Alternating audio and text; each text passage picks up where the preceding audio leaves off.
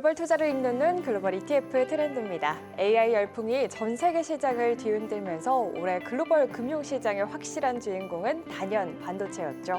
AI 버블 논란으로 GPU 중심의 시장이 흔들리자 시장의 관심은 자연스럽게 메모리 반도체로 이동하는 모습인데요. 오늘은 본격화되는 메모리 반도체 슈퍼사이클 속에서 어떤 투자 전략 세워봐야 할지 살펴보도록 하겠습니다. 오늘 이 시간 이수연 하나자산운용 ETF 컨설팅 과장님과 함께합니다. 어서 오세요. 네, 안녕하세요. 반갑습니다. 오늘은 이 AI 관련해서 반도체 어떤 투자 전략이 유효한지 이야기 나눠보도록 하겠습니다. AI 확산으로 반도체 섹터가 전체 시장을 이끌었는데요. 지금은 많이 잦아들었지만 지난달까지 AI 거품에 대한 우려가 시장을 좀 짓누르기도 했잖아요. 엔비디아 주가가 또 조정을 받기도 했었는데 글로벌 반도체 섹터의 전반적인 수익률 흐름에 대해서 먼저 짚어주신다면요. 네, 지금 보시는 차트는 연초 이후 주가 수익률인데요. 미국의 30개 반도체 종목으로 구성되어 있는 필라델피아 반도체 지수는 12월 5일 종가 기준으로 46% 상승했습니다.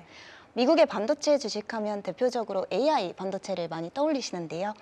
차트를 보시면 AI 반도체 대장주인 엔비디아는 올해 36%, 브로드컴은 68%, AMD는 80% 상승했는데 메모리 반도체 업체인 마이크론이 182% 상승해서 올해는 메모리 반도체가 주인공의 한 해였다라고 평가해 볼 수 있을 것 같습니다. 네, 반도체 한 해였다, 메모리 반도체 한 해였다라고 또 이야기를 해주셨어요. 앞서 저희가 그래프로 봤듯이 반도체 섹터 내에서도 36%부터 182%까지 이 주가 상승의 차이가 꽤 큰데요. 반도체 종목 사이에서도 이렇게 주가 차별화 현상이 나타나는 이유, 대표적인 이유가 뭘까요? 네. 반도체 대표주인 엔비디아, 브로드컴, AMD, 마이크론의 25년 주가 수익률과 이들의 실적 성장률을 비교해보면 흥미롭게도 순위가 일치하는 것으로 나타났는데요. 차트를 보시면 25년 영업이익이 전년 대비 600% 이상 증가한 마이크론이 가장 높은 주가 수익률을 기록했고 그 뒤로 AMD, 브로드컴, 엔비디아 순으로 이어졌습니다. 마이크론의 25년 영업이익 성장률이 엔비디아 대비 10배, 브로드컴 대비 3배 수준인 점을 감안하면 주가 수익률 격차가 납득이 되는데요. 이는 결국 반도체 업체들의 실적 규모보다는 실적 성장폭이 높은 기업들의 주가 수익률이 좋았다라는 것을 의미를 합니다. AI 반도체 대장주인 엔비디아의 이 규모 자체는 크지만 전년 대비 65% 성장한 것에 비해 이익 규모가 상대적으로 작지만 전년 대비 649% 성장한 마이크론의 주식에 시장이 조금 더 매력을 느낀 것으로 해석해 볼 수 있습니다. 네, 좋습니다.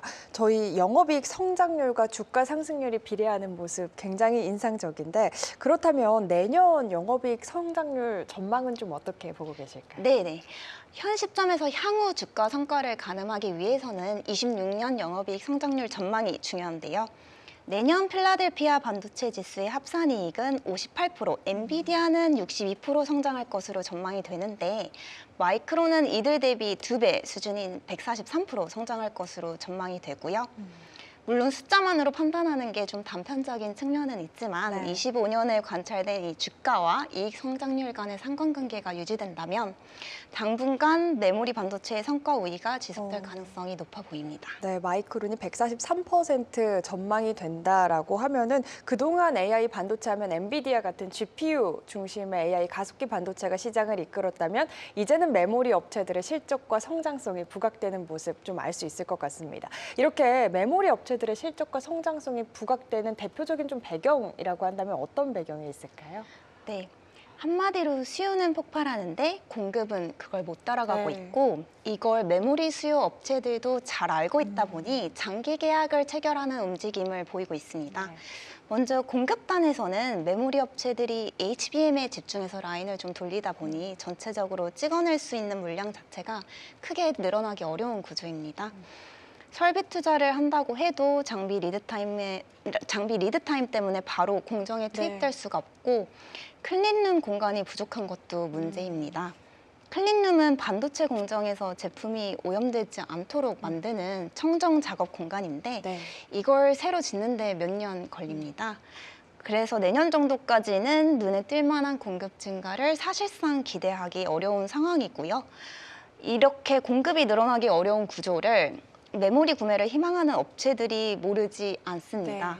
네. AI발 메모리 수요는 계속 늘어나는 상황에서 공급이 늘어나기 어려운 구조를 이들이 잘 알고 있다 보니 네. 메모리 공급을 안정적으로 확보하기 위한 장기 계약을 체결하려는 협의하는 그런 상황이 나타나고 있고요. 최근 언론 보도에 따르면 26년 메모리 제조사들의 생산 능력이 거의 모두 예약된 상태이고 클라우드 서비스 업체들이 2027년, 2028년까지 확보되는 메모리 장기 계약을 체결 중이라고 하는데요. 패닉 바잉 수준으로 구매 업체들의 조급한 구매 심리가 관찰되고 있고 이러한 구매 심리는 디램 현물가 흐름에서 나타나고 있습니다. 네, 그렇다면 디램 현물가 흐름 DDR4 그리고 DDR5 좀 비교해서 보여주시면 좋을 것 같아요. 네. 지금 보시는 차트에서 빨간색 선은 일간으로 찍히는 디램 현물 가격이고 네. 검은색 선은 월간으로 발표되는 계약가인데요. 수요 업체들의 조급한 구매 심리가 현물가 급등으로 이어지면서 최근 3개월간 DDR5 현물가는 335% 상승하고 검정색 계약가가 따라 올라오는 모양새를 보이고 있습니다. 게다가 여기에 이제 DDR5로 생산을 전환하는 과정에서 부형 모델인 DDR4 공급이 축소되면서 DDR4 현물가 또한 최근 급등세를 보이고 있고요. 이렇게 전방위적으로 메모리가 필수적인 상황에서 가격까지 급등하다 보니 구매업체들은 안정적인 물량 확보를 위해 장기 공급 계약을 고려할 수밖에 없는 상황이라고 봐주시면 될 것 같습니다. 네, 그러니까 공급이 수요를 따라가지 못하면서 급증한 이 디램 가격, 그야말로 효자가 된 범용 디램이라고 볼 수 있을 것 같은데 이렇게 디램 가격이 급등한 가장 큰 이유라고 하면 뭐가 있을까요? 네, AI 확산으로 응용 분야가 넓어진 것도 있는데 최근 들어서는 학습에서 추론 단계로 넘어가면서 일반 서버 수요가 증가한 영향이 상당합니다. 먼저 학습 단계에서는 GPU 같은 가속기 기반의 AI 서버가 주로 사용되는데요. 이 가속기가 쉬지 않고 연산하려면 데이터를 초고속으로 공급을 해야 하는데 이 역할을 하는 게 HBM의 넓은 대역폭입니다. 그래서 학습 서버는 저희가 이제 가속기와 HBM 조합이 핵심이라고 이해하시면 되는데 이게 이제 추론 단계로 넘어가면서 조금 구조가 달라지는데요. 추론 단계에서는 CPU와 범용 디램이 중심인 일반 서버를 여러 대 늘려서 처리량을 키우는 방식이 지금 보편적으로 활용되고 있습니다. 최근 챗GPT와 같은 대화형 AI 사용이 늘면서 대화 길이도 길어지고 동시 이용자 수도 크게 증가하고 있는데요. 그러다 보니 모델이 유지해야 하는 중간 계산 데이터가 늘어나고 이 데이터가 HBM에 모두 담기지 않을 경우엔 일반 서버의 디램으로 밀어서 저장하는 방식이 확산되고 있는 건데요. 이런 흐름이 일반 서버 확대로 이어지면서 서버 디램 수요가 크게 증가하고 디램 가격 강세 요인으로 작용하고 있다고 봐주시면 될 것 같습니다. 알겠습니다. 이렇게 범용 디램 가격 급등에 따라서 메모리 업체들의 수혜가 예상된다라고 또 말씀을 해주셨는데 HBM 전망은 어떤지도 궁금하거든요. 어떻게 보고 계실까요? 네. 글로벌 IB에서는 2026년 HBM 수요 대비 공급이 6% 부족할 것이라는 전망이 나오고 있는데요. 이를 뒷받침하는 건 구글, 아마존과 같은 하이퍼스케일러들의 투자 의지입니다. 저희가 GPU, HBM과 같은 AI 반도체 수요를 가늠할 때 보통 아마존, 메타, 오라클, 마이크로소프트, 알파벳까지 이 5개 회사의 설비 투자를 기준으로 많이 추정을 하는데요. 현재 컨센서스 기준으로 이들의 합산 설비 투자는 내년에 34% 증가할 것으로 전망이 됩니다. 그런데 지난 2년간의 추이를 살펴보면 24년, 25년 모두 연초 설비 투자 전망 대비 실제 집행된 설비 투자의 증가율이 3배 수준에 달하기 때문에 내년도 설비 투자 또한 현재 전망치를 크게 뛰어넘을 수 있다고 보여집니다. HBM 관련해서는 투자자들이 향후 주목할 또 다른 포인트가 수요처 비중 변화일 것 같은데요. 내년에 HBM 매출 비중에서 TPU와 같은 특수모터칩 비중이 확대될 것이라는 전망이 지금 나오는 상황에서 최근 제미나이 3 공개 이후 알파벳의 TPU 경쟁력이 부각되고 이로 인해 GPU의 잠식 가능성이 화두가 되었습니다. 다만 TPU는 구글의 AI 서비스 니즈에 맞게 설계된 특수 목적 칩이라 네. 범용성을 갖고 있는 GPU와는 조금 다르게 볼 필요가 있다고 생각을 하고요. 그렇기 때문에 TPU가 GPU를 잠식한다기보다는 GPU의 수요가 견조하게 유지되는 가운데 TPU 수요가 증가하면서 HBM 매출 기여도가 확대된다라고 보시는 게 조금 합리적일 것 같습니다.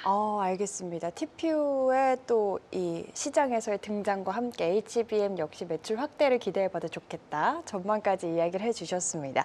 이렇게 메모리 업체의 실적 당분간 좀 좋은 흐름을 보일 것으로 예상이 되는데 우리 투자자들 입장에서는 이 메모리 사이클이 막바지에 근접한 거 아닌가라는 의심도 드실 수 있거든요. 슈퍼 사이클 장기화에 대한 근거를 우리가 조금 알면 여기에 좀 신뢰를 갖고 묵묵하게 좀 버텨볼 수 있을 것 같은데 그 근거가 있다면 어떤 게 있을까요? 네, 충분히 타당한 고민인 것 같고요. 이와 관련해서 한 시장조사기관의 추정치를 공유드리고 싶은데요. 현재 엔비디아가 주력하는 제품은 블랙웰이고 네. 엔비디아의 테크 로드맵에 따르면 26년에 루빈을 출시하고 27년에 루빈 울트라를 출시할 예정인데요. 27년에 출시 예정인 루빈 울트라는 블랙웰과 비교를 해보면 GPU, CPU 개수 자체는 비슷하지만 DDR과 HBM을 합친 메모리 소모량이 139% 증가할 것이란 추정입니다. 이러한 관점에서 메모리 슈퍼사이클은 장기화될 거라는 전망에 저희가 투자해볼 가치가 있다고 생각이 되고요. 또한 엔비디아의 GPU든 구글의 TPU든 메모리는 필수적이라는 관점에서 반도체 섹터 내에서도 좀 상대적으로 편안한 선택지가 아닌가 생각이 됩니다. 다만 GPU, TPU 향 매출 비중이 메모리 공급사별로 좀 차이가 크기 때문에 GPU와 TPU로 양분된 구도에서는 네. 공급 3사 모두 포트폴리오에 담는 게 리스크 대비 리턴을 극대화할 수 있는 전략이라고 말씀을 드리고 싶습니다. 네, GPU든 TPU든 메모리는 필수이기 때문에 공급 3사 모두 포트폴리오에 담아 리스크 대비 리턴을 극대화하는 전략 제시해 주셨습니다. 그렇다면 당연히 우리가 또 한 번에 투자할 수 있는 ETF 투자 전략도 유효할 것 같아요. 알아봐야겠죠. 메모리 슈퍼사이클에 투자할 수 있는 ETF 어떤 게 있는지 소개를 해주신다면요. 네. 일단 반도체 ETF는 크게 반도체 지수를 추종하는 유형과 테마형으로 분류를 네. 해볼 수 있는데요. 국내 대표 반도체 지수인 KRX 반도체 지수를 추종하는 코덱스 반도체 ETF와 타이거 반도체 ETF가 대표적이고 이들은 SK 하이닉스와 삼성전자를 각각 20% 이상 편입을 하고 있습니다. 테마형은 운용사마다 다양한 상품이 있는데요. 순자산 총액 300억 이상 ETF를 좀 살펴보면 운용사별로 상품에 대한 키워드를 좀 다르게 선정을 했지만 대체적으로 소부장 업체들 중심으로 투자하는 상품들이 많습니다. 눈에 띄는 특징은 솔 AI 반도체 소부장, 에이스 AI 반도체 포커스, 타이거 AI 반도체 핵심 공정 모두 상품명에 AI 반도체가 포함되어 있는데 그렇네요. 네, 에이스 AI 반도체 포커스만 삼성전자, SK 하이닉스가 탑3 종목에 포함되어 있고 나머지는 한미반도체, 리노공업과 같은 소부장 중심으로 탑3 종목이 구성되어 있는 것을 보실 수 있습니다. 네. 12월 4일 기준 3개월 수익률을 좀 살펴보면 메모리 반도체 편입 비중이 높은 플러스 글로벌 HBM 반도체와 네. 에이스 AI 반도체 포커스의 수익률이 높게 나타났는데요. 특히 플러스 글로벌 HBM 같은 경우엔 펀드의 대부분 자산을 메모리에 집중 투자하는 상품이다 보니 메모리 슈퍼사이클의 수혜 강도가 높게 나타났습니다. 상품명은 비슷비슷하지만 종목 구성은 상이하기 때문에 투자 전에 종목 비중 꼼꼼히 살펴보시는 게 좋을 것 같습니다. 플러스 글로벌 HBM 반도체 84% 가까운 상승률이면 굉장히 놀라운 상승률인 것 같은데요. 확실히 이름이 비슷한 상품들이라고 해도 수익률 차이가 이렇게 나는 걸 보면 구성 종목도 꼼꼼히 체크를 해봐야 할 것 같습니다. 마지막으로 저희 메모리 반도체 ETF 투자할 때 투자 전략 및 유의해야 할 점이 있다면 어떤 점이 있을까요? 네. 사실 시장은 이미 26년 실적에 대한 어느 정도의 컨빅션이 좀 생긴 상황이다 보니 조금 더 멀리 27년, 28년까지 상승 사이클이 지속될 수 있을지 여부를 좀 주목을 하고 있는데요. 네. 관련해서 앞으로 이 빅테크 실적 그리고 관련된 이 반도체 서플라이 체인의 실적을 잘 조금 지켜보시면 좋을 것 같습니다. 알겠습니다. 이 빅테크들의 실적, 그러니까 숫자에 주목을 해봐야 한다. 앞으로 얼마나 장기적으로 성장성이 열려 있는지 실적들 잘 체크를 해보면서 투자를 해보는 게 유효하겠다라고 투자 전략까지 챙겨주셨습니다. 세계를 잇는 투자 글로벌 ETF 트렌드로 쉽고 안전하게 오늘 글로벌 ETF 트렌드는 여기까지입니다. 좋은 말씀 감사합니다. 감사합니다.